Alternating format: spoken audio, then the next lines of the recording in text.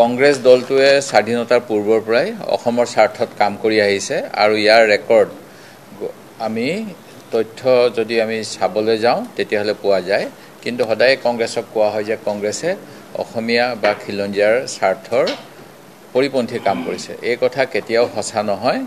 আৰু ইয়াৰ বাবে আমাৰ ষ্টেট এছেম্বলি লাইব্ৰেৰী অথবা আৰ্কাইভছত চালে আমি বহুতখিনি কথাই পাম যে ডিচেম্বৰ 11 তাৰিখ 2019ত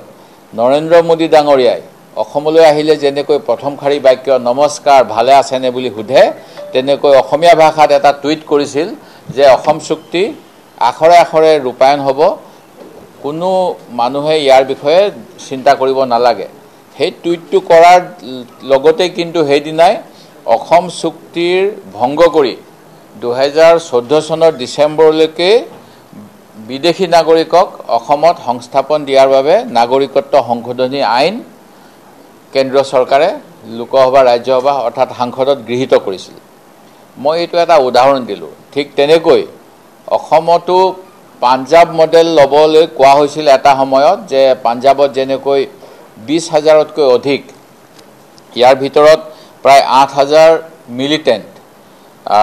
12,000 চিভিলিয়ান আৰু 1,800 আৰক্ষী আৰু পেৰামিলিটাৰী তেওঁলোকৰ যুদ্ধৰ মাজত মানে আটাইতকৈ বেছি হৈছিল অসমৰ নিচিনাকৈ যেনেকৈ অসমতো কিবা কিবি হ'লে উগ্ৰপন্থীৰ বোমা বিস্ফোৰণৰ ফলত 30 অক্টোবৰত যেনেকৈ আমাৰ গুৱাহাটীত গণেশগুৰি কাণ্ড হৈছিল তেনেকৈ ধৰণেৰে বা এনেকুৱা এটা মডেলত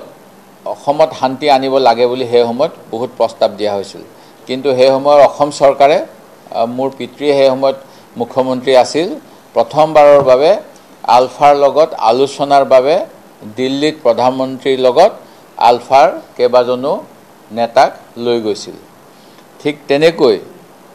অসমত বিভিন্ন সময়ত জনজাতিসকলৰ কাৰণে যেনেকৈ ট্ৰাইবেল বেল্টৰ কথা কোৱা হৈছে এই কংগ্ৰেছ চৰকাৰে বিশেষকৈ হিতেশ্বৰ শইকীয়াৰ দিনত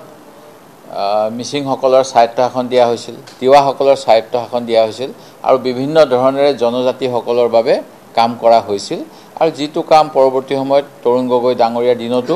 বিভিন্ন কাউন্সিল বা পৰিষদ গঠন কৰি কৰা হৈছিল যিবিলাকক সদ্যহতে কিন্তু চৰকাৰখনে পুঁজি আবণ্টন নিদিয়ে দ্বিতীয় কথাটো আমাৰ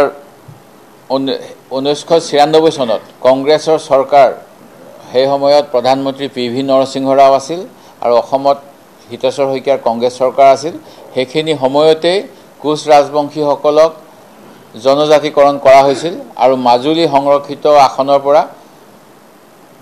অসম গণ পৰিষদৰ যথাসম্ভৱ মোৰ মনত পৰে কৰুণা দত্ত ডাঙৰীয়াই বিধানসভালৈ নিৰ্বাচিত হৈছিল সেই গতিকে বৰ্তমানে এছাম সংগঠনে যেনেকৈ কংগ্ৰেছ দলটো খিলঞ্জীয়া জনজাতি বিৰোধী বুলি ক'ব বিচাৰে এই কথা মই প্ৰতিবাদ কৰোঁ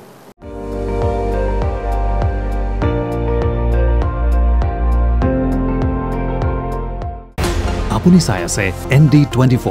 সৰ্বশ্ৰেষ্ঠ নহয় সৰ্বোত্তমৰ দৌৰ